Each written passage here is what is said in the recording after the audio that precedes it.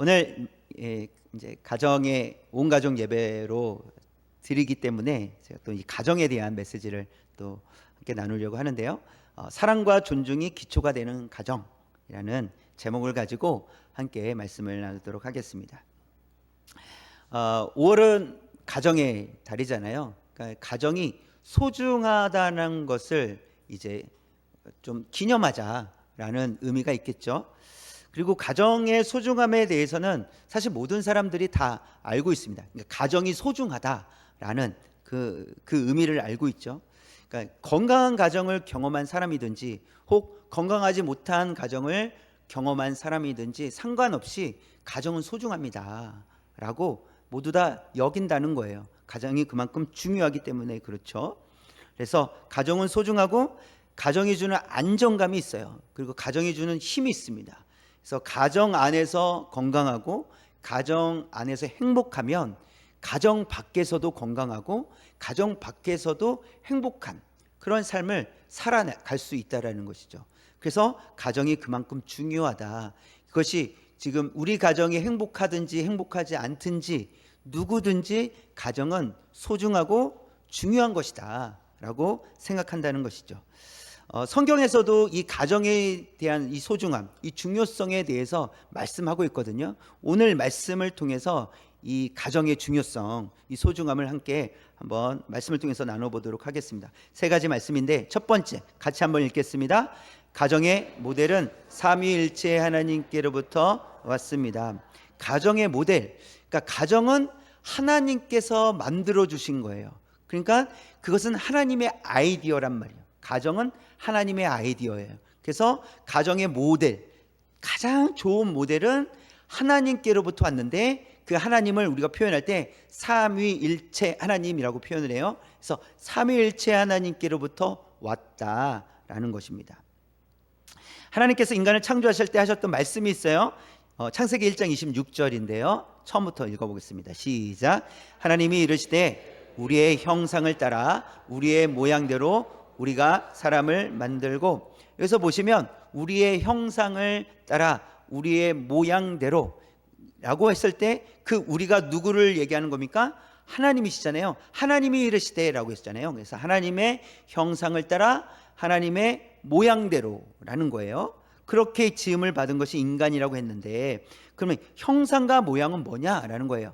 형상과 모양, 그러니까 형상은, 먼저 형상은 이미지를 얘기하는 거예요. 이미지라는 것은 우리가 이런 말을 종종 쓰거든요. 저 사람은 참 착해 보인다 이렇게 얘기하잖아요. 자상해 보인다 이렇게 얘기해요.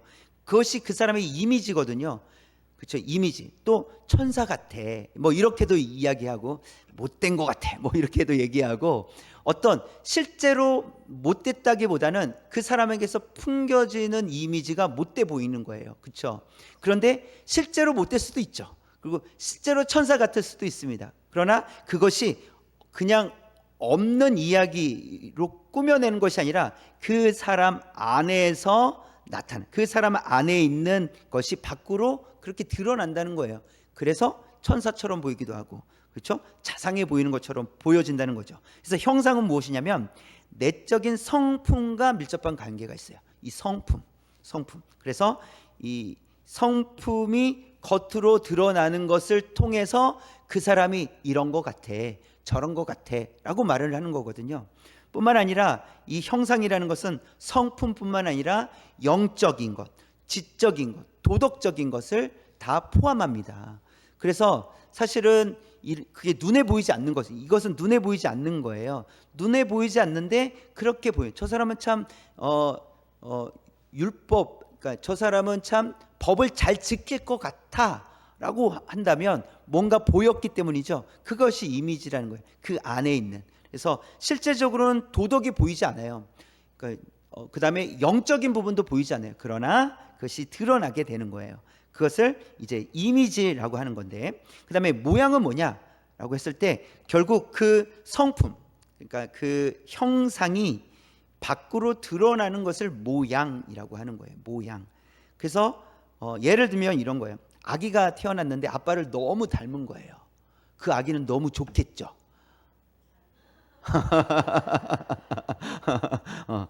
뭐 예를 들어 이제 아기가 태어났는데 아빠를 너무 쏙 빼닮은 거예요. 그래서 보이지 않는 유전자는 보이지 않거든요. 근데 그 보이지 않는 유전자가 아기가 태어남으로 이 현상적으로 태어남으로 부모의 유전자를 가졌다라는 것을 보여주는 거예요. 그렇죠? 이게 모양으로 나타났다는 거죠. 유전자가 모양으로 나타난 거예요. 자, 그렇다면 보이지 않는 하나님과 그분의 성품을 가장 드러낼 수 있는 존재가 누구겠습니까? 인간이에요. 인간이에요. 왜냐하면 보세요. 우리가 이제 말씀을 읽었잖아요. 우리의 형상과 우리의 형상을 따라 우리의 모양대로 우리가 누구를 만들자고요? 사람을 만들자. 이렇게 말씀하셨잖아요. 그러니 하나님의 성품, 보이지 않는 하나님과 하나님의 성품을 가장 드러낼 수 있는 존재는 사람이라는 거예요. 인간이라는 거예요. 그래서 인간은 하나님의 형상을 따라 모양대로 만들어졌기 때문에 하나님의 성품을 드러낼 수 있게 되었다라는 거예요. 저와 여러분은 조금 부족해도 하나님의 형상을, 하나님의 성품을 드러낼 수 있는 자들이라는 거예요. 자, 그렇다면 우리가 하나님이 어떤 분이신지를 이해하고 있어야 돼요. 그래야 그분을, 하나님을 이해해야 우리가 드러내야 되고 나타내야 될 것이 무엇인지 알게 되는 거잖아요. 그래서 가장 중요한 핵심만 얘기하면 성경에서 하나님은 사랑이시다 이렇게 말씀하세요. 요한일서 4장 16절 말씀 볼까요? 붉은 글씨만 시작. 하나님은 사랑이시라. 사랑 안에 거하는 자는 하나님 안에 거하고 하나님도 그의 안에 거하시니라. 여기서 보시면 하나님은 사랑이시라 이렇게 말씀하고 계세요. 하나님은 사랑이시다. 하나님은 사랑이신데 그 사랑 때문에 2000년 전에 누구를 보내주셨습니까? 예수님을 이 땅에 보내주셨어요. 예수님을 보내주시고 우리 죄를 대신해서 십자가 지시게 하셨어요. 그리고 3일 만에 부활하셨습니다. 그러니까 하나님의 사랑은 사실 우리의 눈으로 보이지 않아요. 그런데 2000년 전에 예수 그리스도를 이 땅에 보내주셔서 하나님의 사랑이 얼마나 크신지 우리에게 보여주셨다는 거예요. 직접 우리의 눈으로 보지 못했지만 남겨진 우리에게 기록된 하나님의 말씀을 통해서 2000년 전에 예수님이 이 땅에 오셨고 우리 죄를 대신해서 십자가에서 죽으셨습니다 는 말씀을 우리에게 주셨어요. 그것이 하나님의 사랑이었어요. 하나님의 사랑. 또 하나님은 어떻게 존재하시냐면 하나님은 삼위일체 하나님으로 존재를 하세요. 그래서 삼위일체라는 것은 성부 하나님, 성자 예수님, 성령님, 그래서 삼위라고 해요. 보세요. 그런데 하나님은 한 분이시다 이렇게 말씀하신다고요. 한 분이신데 성부와 성자와 성령이 계시다. 그러니까 이것을 각자 세 분으로 존재하신다. 삼위, 인격체로 존재하신다라고 해서 삼위일체라고 해요. 근데 이것은 사실 우리가 우리의 개념으로 이해하기 어려운 거예요. 그러나 성경을 통해서 우리가 알게 되는 것은 하나님은 한 분이십니다. 그러나 그 한 분이신 하나님이 성부와 성자와 성령으로 삼위로 계십니다 라고 우리에게 가르쳐 주셨어요. 그리고 성경에는 여러 곳에서 삼위 하나님 각자 한 분이신데 인격적으로 각자 존재하신다라는 것을 말씀해 주고 계세요. 한 가지만 찾아보면 빌립보서 2장 6절이에요.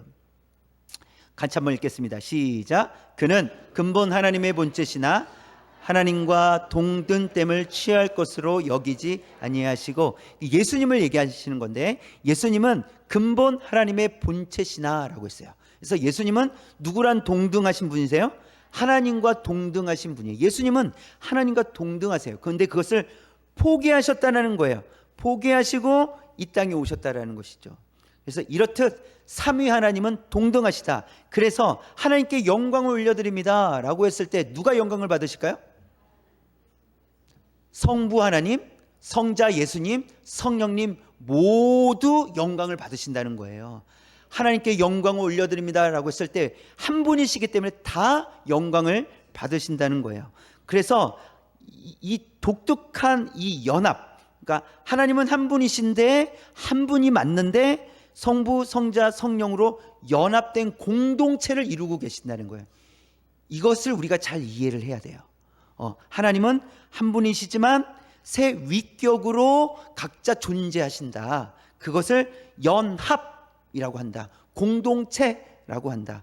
이 하나님을 그러면 최초의 인간 아담은 그러면 깨달았을까? 이것을 이해하고 있었을까를 우리가 살펴보도록 하겠습니다.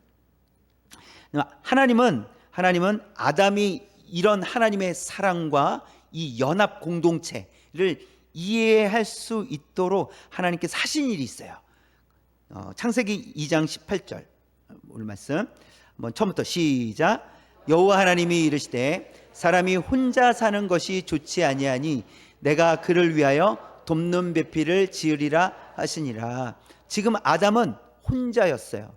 그런데요, 하나님이 보시기에 혼자 사는 것이 좋지 아니하니 왜 혼자 사는 것이 좋지 아니할까? 이미 하나님은 한 분이시지만 성부와 성자와 성령 이 연합, 그렇죠? 공동체로 계시는 거거든요. 그러니 아담은 홀로 있으니 아담이 혼자 지내는 것이 좋지 않다라고 하나님은 그렇게 말씀하시는 거예요.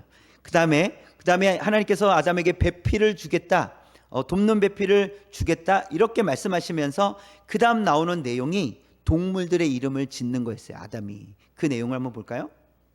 20절인데 세 번역이에요. 세 번역 시작. 그 사람이 모든 집 짐승과 공중의 새와 들의 모든 짐승에게 이름을 붙여 주었다. 그러나 그 남자를 돕는 사람 곧 그의 짝이 없었다. 좀 이상하죠? 동물들의 이름을 지어주는데 후반절에 보니까 그 남자를 돕는 사람 곧 그의 짝이 없었다 이렇게 말하고 있는 거란 말이에요. 그렇다면 짐승들의 이름을 지어줄 때 짐승들은 짝이 있었을까요? 없었을까요? 짝이 있었다라는 거죠. 그러면서 아담이 이름을 지어줬어요. 그러니까 그 동물들을 보면서 이름을 지어줬을 때 그 동물들의 이름이 되었다라고 성경은 기록을 하는데 그 이름을 지어주면서 아담이 이상하게 생각하는 거예요. 둘인데 같이 다니네 이거예요. 둘인데 하나인 것처럼 사네. 이거를 보게 된 거죠. 그러면서 아담은 나는 혼자인데 라는 것을 깨닫게 된 거예요. 그래서 이 이름을 지어줄 때 이 동물들의 이름을 지어주었다는 것은 본질을 규명했다는 거거든요. 본질. 그래서 동물들의 본질을 규명했을 뿐만 아니라 또 한 가지 뭐냐면 둘이 하나가 되는 조화를 아담은 깨달았다는 거예요. 둘인데 분명히 숫자적으로 둘인데 하나처럼 다닌다는 거예요. 항상 같이 다닌다는 거예요. 그래서 둘이 하나가 되는 조화를 아담은 깨달을 수 있었다라는 거예요. 자, 이렇게 깨달았을 때 하나님께서 아담을 잠들게 하셨어요. 그리고 갈비뼈를 하나 뚝 떼다가 여자를 딱 만드셨어요. 그리고 아담이 눈을 떴네요. 이거 굉장히 이게 두근두근거리는 그런 순간이에요. 그렇죠? 아담이 눈을 딱 떴어요. 그때 한 말이 있었어요. 23절이에요. 23절 시작. 아담이 이르되 이는 내 뼈 중에 뼈요 살 중에 살이라. 이것을 남자에게서 취하였은즉 여자라 부르리라 하니라. 아담이 뭐라고 얘기해요? 내 뼈 중에 뼈요 이렇게 했어요. 왜 뼈 중에 뼈일까요? 자신의 뼈를 가지고 그 여자를 만들었다라는 것을 아담은 깨달았다라는 거예요. 그래서 내 뼈 중에 뼈다, 살 중에 살이다 라고 하는 것은 결국 이 하와는 나에게서 나온 거야 해서 하와를 보면서 당신은 나입니다 라고 고백을 하는 거예요. 당신은 나다 라고 고백을 하는 거죠. 그래서 이 아담과 하와는 사실 이제는 몇 명이 된 거예요? 아담, 하와 둘이 된 거란 말이에요. 둘이 되었는데 이 둘이 되었는데 아담으로부터 나왔기 때문에 결국 하와는 아담이었다라는 거예요. 이해되시죠? 하와라는 존재가 있지만 이 하와가 어디서부터 나왔다고요? 아담에게서부터 나왔다고요. 그러니까 하와는 결국 아담이었었다고요. 아담이었었는데 하와로 나오게 되었어요. 결국 둘이면서 하나라는 거예요. 이 원리는 누구의 존재 방식입니까? 하나님의 존재 방식이라는 거예요. 그래서 아담이 이걸 깨달았다라는 거예요. 하나님은 한 분이세요. 그런데 성부와 성자와 성령, 우리의 형상을 따라 모양대로라는 이 하나님의 말씀을 이해했다라는 거예요. 그래서 아담은 하와와 하나 될 수 있었다는 거죠. 자, 그다음 아담과 하와 사이에서 자녀가 태어날 거 아닙니까? 그렇죠? 그 자녀는 누구에게로부터 나온 거예요? 아담에게로부터 나온 거란 말이에요. 보세요. 아담에게서 하와가 나왔고, 그렇죠? 아담과 하와 사이에서 자녀가 나왔기 때문에 결국 그 자녀도 누구로부터요? 아담으로부터 나왔다라는 거예요. 그래서 셋이면서 결국 하나라는 거예요. 아담이라는 거예요. 아담. 모두가 아담이라는 거예요. 하나다. 이 개념, 이게 연합이라고 하는 것을 우리에게 가르쳐 주시는 거예요. 그래서 가정은 하나님의 형상과 모양으로 만들어진 거울과 같습니다. 무엇과 같다고요? 거울과 같아요. 그래서 하나님의 형상과 모양을 그대로 반사해내는 공동체가 가정이라는 거예요. 하나님께서 최초로 만드신 이 가정의 원리를 깨닫는 가정은 하나님의 형상과 모양을 반사해내는 가정이 될 수 있다라는 것을 말씀해 주고 있습니다. 그래서 이것이 최초의 가정이고 아담이 깨달은 원리라는 거예요. 아담은 이걸 깨달았어요. 그리고 하와를 보자마자 내 뼈 중에 뼈다라고 말할 수 있었던 거예요. 어디서 나왔지? 가 아니라 내 몸에서 여자가 나왔네. 나네. 곧 나네라고 하는 거예요. 그래서 내 몸같이 사랑할 수 있게 되었다라는 거예요. 이 원리라는 것이죠. 자, 그런데 하나님께서 만드신 이 아름다운 가정이 깨지고 맙니다. 두 번째, 그래서 살펴볼 것은 시작. 하나님께로부터 온 가정의 원리가 죄로 말미암아 무너졌습니다. 죄로 말미암아 무너졌다는 거예요. 하나님께서 세우신 가정은 결코 부족하지 않았습니다. 하나님을 닮았기 때문에 결코 부족하지 않았어요. 그러나 아담과 하와가 하나님 말씀에 불순종하여 지은 죄로 말미암아 하나님을 닮은 가정이 깨지고 말았어요. 그래서 가정이 깨졌다라는 것은요, 나 때문에 깨진 게 아니에요. 너 때문에 깨진 게 아니에요. 무엇 때문에 깨졌어요? 죄 때문에 깨진 거예요. 죄가 이 땅에 들어왔기 때문에 죄로 인해서 가정마저도 깨어져 버리고 말았다라는 거예요. 그래서 그 죄가 해결되지 않으면 가정은 회복되기 어렵습니다. 그래서 그 죄가 회복되어야 되고 그 죄가 회복됨으로 가정을 계속해서 세워가도록 노력해야 된다는 거예요. 그래서 나 때문에 가정이 이렇게 돼버렸나? 물론 왜냐하면 내 안의 죄악이 가정을 힘들게 했을 수 있습니다. 그래서 결국 따지고 보면 내 안에 있는 죄악 때문에 라고 표현할 수 있겠지만 나 때문에 라기보다는 죄 때문에 깨졌다라는 거예요. 그래서 그 죄를 해결하기 위해서 노력하지 않는다면 회복되기 어렵다라는 것을 알 수가 있습니다. 그래서 죄가 들어온 결과가 어떻게 되었냐면 너는 너고 나는 나야 라고 바뀌어버린 게 된 거예요. 너는 나다. 하와를 보면 나네? 라고 했던 그 개념, 그 원리가 어떻게 바뀌었어요? 너는 너고 나는 나야. 너는 너대로 살고 나는 나대로 살 거야 라는 그런 개념으로 바뀌어버렸어요. 그러니까 이게 무너진 거죠. 이 사건이 가인이 아벨을 죽인 사건을 통해서 드러나요. 그래서 하나님께서 가인아 아벨 어딨니? 라고 했을 때 내가 왜? 걔는 걔고 나는 난데 왜 나한테 걔를 찾으시지? 이런 마음이었어요. 그래서 창세기 4장 9절 볼까요? 처음부터 시작. 여호와께서 가인에게 이르시되 내 아우 아벨이 어디 있느냐? 그가 이르되 내가 알지 못하나이다. 내가 내 아우를 지키는 자니까. 이렇게 가인이 얘기했다고요. 가인이 생각이 어떤 거예요? 걔는 걔고 저는 전데 왜 걔에 대한 걸 저한테 물으세요? 라고 이야기한단 말이에요. 근데 가정이 완전히 깨져버리고 말았어요. 가인은 아벨을 죽였단 말이에요. 그러고도 하나님께서 물으셨을 때 왜 걔를 저한테 찾으십니까? 라고 이렇게 뻔뻔하게 이야기한다는 거예요. 죄가 그렇게 무너뜨렸다라는 것을 알 수 있습니다. 그래서 둘은 둘이지 하나가 될 수 없다라고 말하고 있는 거예요. 너는 너고 나는 나. 그래 둘이잖아. 둘은 둘이지 너와 내가 어떻게 하나 될 수 있느냐라고 말하고 있는 거예요. 그게 죄로 인해서 그렇게 되었다. 또 요셉을 보면 요셉은 물론 한 아버지의 4명의 어머니가 있었어요. 그래서 이 형제들이 이렇게 어머니가 다른 이제 형제들인데 뭐 어쨌든 그래도 한 아버지 아래 태어났잖아요. 그래서 그 가정에서 이제 요셉이 태어났는데 형들이 요셉을 시기하고 미워해서 요셉을 죽이기로 결심을 합니다. 어떤 마음이요? 쟤 안 되겠어, 제거해 버리자. 쟤는 쟤고 우리는 우리지 라고 하는 거예요. 그래서 한 가정이 그렇게 계속해서 무너지고 있는 것을 성경은 우리에게 보여주고 있다는 거예요. 무엇 때문에 무너졌다고요? 죄 때문에 무너졌다고요. 이걸 잘 우리가 이해를 해야 됩니다. 죄 때문에 무너지는 거예요. 죄가 들어와서 무너지게 된 거예요. 그래서 그 죄가 해결되지 않으면 회복될 수 없다. 근데 그 죄는 어떻게 회복될 수 있느냐?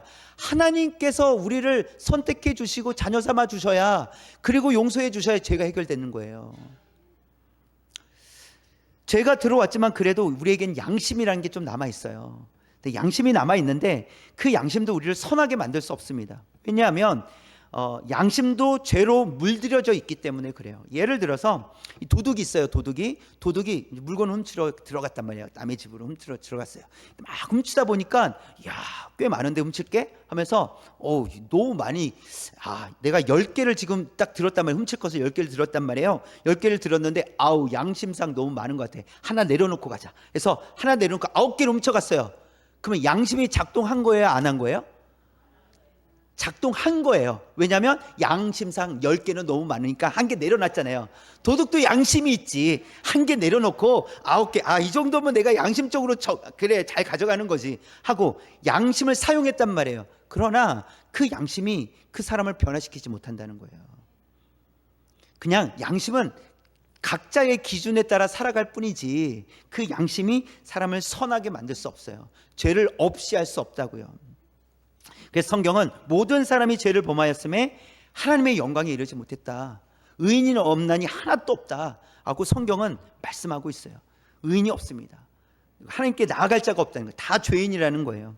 그래서 죄로 인하여 하나님과 관계가 끊어진 사람은 핸드폰 배터리 1% 남은 것과 같다라는 거예요. 1% 여러분 배터리 1% 남으면 어떤 생각이 들어요? 곧 죽겠구나 얘가. 얘가 이제 가시겠구나 이런 생각 들잖아요. 그렇죠? 혹시나 중요한 거라도 받을까요? 오히려 아예 꺼놨다가 필요할 때 한번 켜는 이 정도? 그러니까 꺼져간다는, 죽어간다라는 거예요. 그러니까 하나님과의 관계가 끊어진 사람들은 바로 이와 같다라는 것입니다. 곧 꺼져버리게 된다, 죽어가게 된다라는 거예요. 자, 그렇게 하나님께서 최초에 아름다운 가정을 세우셨단 말이에요. 인간을 아름답게 창조하셨단 말이에요. 보시기에 좋게 창조하셨단 말이에요. 근데 죄가 들어와서 무너졌어요. 인간 자체가 무너졌고 가정이 무너졌습니다. 자, 이것을 어떻게 그러면 해결할 수 있을까? 세 번째, 같이 시작. 예수님만이 사랑과 존중이 기초가 되는 가정을 세우실 수 있습니다. 하나님께서 하실 수 있다라는 것인데, 예수님만이 하실 수 있다라는 것인데, 죄로 인하여 모든 사람은 다 꺼져가고 있는데 성경에서는 충전될 수 있다, 충전할 수 있다, 이 말씀을 주시는 거예요. 1% 괜찮아, 충전하면 되잖아. 어떻게 충전하는데요? 예수님이 계시잖아 라고 말씀하시는 거예요. 예수님, 오직 예수 그리스도를 통해서만 가능하다라고 성경은 우리에게 말씀해 주세요. 아담은 하나님의 형상과 모양대로 살아가는 것을 실패했어요. 죄로 말미암아 실패했어요. 그래서 가정이 깨지고 맙니다. 그리고 가정이 상처가 나고 말고 그다음에 고통을 받게 돼요. 이것이 아담이 지키지 못해서 나타나는 현상이에요. 그리고 아담은 지키지 못했지만 예수님은 그 원리 그대로 이 땅에 오셔서 그 원리를 실천하셔서 우리를 회복시켜 주셨다라는 거예요. 보세요. 아담이 깨달은 원리는 하나님은 사랑이시다는 거예요. 그 원리를 깨달았고 또 하나님은 연합, 공동체적으로 계시다는 것을 깨달았단 말이에요. 그런데 아담은 그것을 실패해요. 실패. 그런데 예수님은 오셔서 그 원리 그대로 가지고 회복시켜 주신다는 거예요. 그것을 한번 살펴보면 예수님은 사랑을 가지고 한 몸 되기 위해 오셨다라는 거예요. 예수님은 사랑을 가지고 한 몸 되기 위해 오셨다. 24절에 있는 말씀 볼까요? 시작. 그러므로 남자가 부모를 떠나 그의 아내와 합하여 둘이 한 몸을 이룰지로다. 부모를 떠나는 사람이 남자예요, 여자예요? 남자죠. 성경에 보면 남자예요. 우리가 알기로는 자, 성경에서 남자가 떠나야 된다. 이게 가정의 원리라는 거예요. 이걸 이해를 해야 되는데요. 보세요. 남자가 부모를 떠난다는 것은 부모와 끊어진다는 개념이 아니에요. 남자가 부모를 떠난다는 것은 부모에게서 받은 것을 가지고, 이런 의미예요. 이해되시죠? 부모에게서 받은 것을 가지고 남자가 독립하는 거예요. 근데 무엇을 가지고 독립을 해야 되느냐는 거예요. 그게 중요한데, 보세요. 아담을 생각하면 아담은 가정의 원리를 누구에게서 배웠습니까? 하나님 아버지께로부터 배웠어요. 그렇죠? 그러니까 아담은 가정의 원리를 하나님께로부터 배웠어요. 자, 아담은 이제 하나님을 떠나서 끊어진다는 의미가 아니고, 아담은 하나님을 떠나서 아담과 이제 합하여 한 몸이 되는데, 그렇죠? 그러면 하나님께로부터 배운 그 가정의 원리를 가지고 하와와 함께 하나가 되는 거예요. 연합이 이루어져야 된다는 거예요. 그렇다는 것은 하와도 이 가정의 원리, 하나님께서 세우신 가정의 원리를 깨달아야 된다는 것이죠. 그렇죠? 그럴 때 이 가정이 한 몸을 이루게 된다라고 말씀하시는 것입니다. 그래서 예수님은 하나님과 동등됨을 취할 것을 여기지 않으시고 하나님의 사랑을 가지고 우리에게 오셨다라는 거예요. 보세요. 24절 다시 한번 보시면, 이러므로 남자가 부모를 떠나, 이렇게 되어 있잖아요. 이것을 예수님으로 바꾸면 이러므로 예수님이 하나님을 떠나, 이런 말로 이렇게 표현할 수 있어요. 그렇죠? 예수님이 하나님을 떠나 그의 아내와 합하여, 아내는 누구일까요? 교회와 성도를 의미하는 거예요. 자, 그렇다면 예수님은 하나님을 떠나왔어요. 그러면 하나님께로부터 가지고 온 것이 있겠죠. 무엇이겠습니까? 하나님의 사랑이라는 거예요. 그 사랑의 원리, 하나님께로부터 사랑을 가지고 받은, 하나님께 있는 그 사랑을 가지고 와서 떠나 교회와 성도와 합하여, 이 합했는데 어떻게 합하셨어요? 십자가에서 죽으심으로, 우리를 사랑하셔서 십자가에서 죽으심으로 우리와 합하셨어요. 그래서 우리가 예수님과 한 몸이 되었어요. 그것을 성경에서 말씀하고 있는데, 먼저는 하나님께서 우리를 사랑하셨다라는 것을 요한복음 3장 16절 시작. 하나님이 세상을 이처럼 사랑하사 독생자를 주셨으니 이는 그를 믿는 자마다 멸망하지 않고 영생을 얻게 하려 하심이라. 하나님께서 세상을, 우리를 사랑하셨다는 거예요. 이 사랑을 가지고 누가 오셨다고요? 예수님이 오셨어요. 그리고 하신 일이 연합이에요. 연합. 에베소서 4장 15절 16절 붉은 글씨만 읽어볼게요. 시작. 그는 머리니 곧 그리스도라. 그에게서 온 몸이 각 마디를 통하여 도움을 받음으로 연결되고 결합되어 각 지체의 분량대로 역사하여. 여기서 보시면 예수님은 교회의 머리시라고 했어요. 머리시고, 그 다음에 성도들은 몸이라는 거예요. 지체라는 거예요. 다 연결되었다라는 거예요. 보세요. 예수님은 하나님의 사랑을 가지고 이 땅에 오셔서 우리 죄를 위해 십자가에 죽으심으로 우리가 연합되었어요. 그 연합이 결국은 예수님은 머리시고 우리 모든 성도들은 지체가 된 거야. 한 몸이 되었다는 거죠. 죄로 말미암아 깨졌던 그 연합이 예수 그리스도로 말미암아 지금 다시 연합이 이루어졌다라는 것을 말씀해 주고 있습니다. 자, 그래서 그렇게 예수님께서 하신 일로 인해서 우리는 더 이상 부끄러워하지 않는, 하나님 앞에 부끄러워하지 않는 삶을 살아가게 되었다라는 사실입니다. 이 부끄러워하지 않는 모습이 이 25절에 나오는데요. 오늘 말씀 25절 한번 볼까요? 시작. 아담과 그의 아내 두 사람이 벌거벗었으나 부끄러워하지 아니하니. 처음의 가정은 부끄러워하지 않았다라는 거예요. 이게 처음에 이제 죄가 들어와서 부끄러워했어요. 죄가 들어와서 하나님께서 아담아 어디 있냐라고 했을 때 아담이 어떻게 했습니까? 숨었어요. 왜 숨었습니까? 부끄러워서, 수치를 가리기 위해서 숨었다라는 거예요. 죄가 들어와서 숨었어요. 그러나 죄가 없었을 때는 부끄러워하지 않았다라는 거예요. 벗었다는 개념 자체가 없었어요.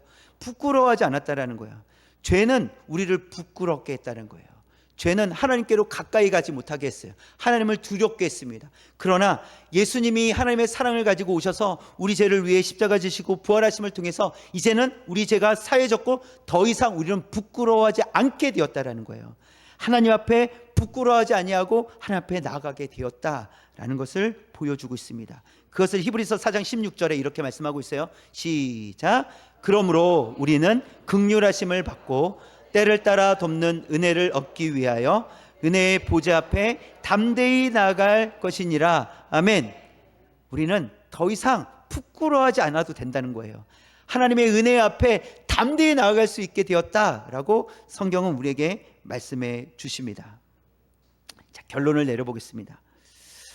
우리는 죄로 말미암아 최초의 가정이 끊어졌어요. 무너졌어요. 그 원리가 무너지게 됐습니다. 그러나 예수님께서 하나님의 사랑을 가지고 이 땅에 오셔서 그 사랑을 우리에게 보여주심으로 인해서, 직접 그렇게 보여주심으로 인해서 그 하나님의 처음 만드신 공동체가 회복되도록 하셨어요. 회복되도록 하셨어요. 그래서 예수님으로 말미암아 우리는 하나가 되었다. 예수님을 머리로 우리는 거룩한 공동체로서 예수님의 몸으로서 하나가 되었다라고 말씀하시는 거예요. 자, 그러면 그 사랑을 우리가 받았잖아요. 그 사랑을 알게 됐잖아요. 이제 우리는 어떻게 하면 됩니까? 하나님께로부터, 예수님께로부터 배운 사랑을 가지고 우리는 가정으로 들어가야 된다는 거예요. 하나님께서 아담에게 가르쳐 주신 원리를 깨닫게 하셔서 아담이 하와를 보고 너는 나다 라고 하며 그 가정을 세워가야만 했었잖아요. 마찬가지로 우리가 깨어졌을 때는, 죄로 말미암아 깨어졌을 때는 우리는 아무것도 할 수 없지만 예수님께서 우리를 회복시켜 주셨기 때문에 회복된 모습을 우리는 가정으로 들어가야 된다는 거예요. 배웠기 때문에 그 배운 것을 가지고 가정에 들어가서 실천해야 돼요. 무엇을요? 하나님의 사랑을 실천해야 돼요. 또한 하나님께서 보여주신 그 연합을 실천해야 돼요. 그렇게 가정이 세워지도록 해야 된다는 것이죠. 그러니까 가정을 세울 수 있는 사람들은 누구냐면 하나님의 은혜를 받아 예수 그리스도로 말미암아 죄사함 받은 사람들만이 하나님께서 만들어 놓으신 최초의 가정을 세워갈 수 있다는 거예요. 그래서 에베소서 5장 33절 같이 한번 시작. 그러나 너희도 각각 자기의 아내 사랑하기를 자신같이 하고 아내도 자기 남편을 존중하라. 이게 가정이라는 거예요. 그러니까 하나님의 그 가정의 원리를 이해한 사람들은 자기 아내를 어떻게 해요? 자신같이. 이게 언제 나온 얘기예요? 아담이 하와에게 고백한 내용이잖아요. 내 뼈 중에 뼈요, 살 중에 살이라. 그렇죠? 당신은 나다 라고 고백한 거잖아요. 그것처럼 남편은 아내를 자신같이 사랑하라 라고 하는 거예요. 회복시켜라 거예요. 이거는 회복되어라 이거예요. 내가 너를 회복시켜 주었으니 너는 회복된 모습으로 살아라. 그 삶의 모습이 어떤 모습으로 나타난다고요? 아내를 자기처럼 사랑하는 것. 우리는 부족합니다. 우리는 이렇게 살고 싶지만 살아내지 못할 때도 있어요. 그러나 하나님께서 우리에게 명령하고 계시다는 거예요. 자신처럼 아내를 사랑하라. 또 아내는요, 남편을 존경하라는 거예요. 존경하라는 거예요. 그리고 부모는 자녀들요, 사랑해 줘야 되겠죠. 그렇죠? 사랑해 줘. 그다음에 자녀는 부모님을 향해서요, 공경하는 거예요. 이것이 하나님께서 세우신 최초의 가정이다라는 것이고, 하나님은 우리가 그렇게 회복되길 원하신다라는 사실입니다. 5월 가정의 달을 맞이해서 가정이 무엇일까? 하나님께서 세우신 가정, 그 가정은 하나님의 사랑의 원리, 하나님의 연합의 원리를 가지고 살아가는 가정이 하나님께서 원하시는 가정이라는 겁니다. 그 원리를 가지고 우리는 부족하나, 여전히 부족함이 많이 있어서 100% 실천할 수는 없으나, 그러나 그런 하나님께서 원하시는 가정으로 세워갈 수 있도록, 또 우리의 후손들이 그런 가정을 세워갈 수 있도록 축복하고 또 가르칠 수 있는 저와 여러분, 그리고 모든 가정 되시기를 주님의 이름으로 축원합니다. 기도하겠습니다. 사랑의 하나님,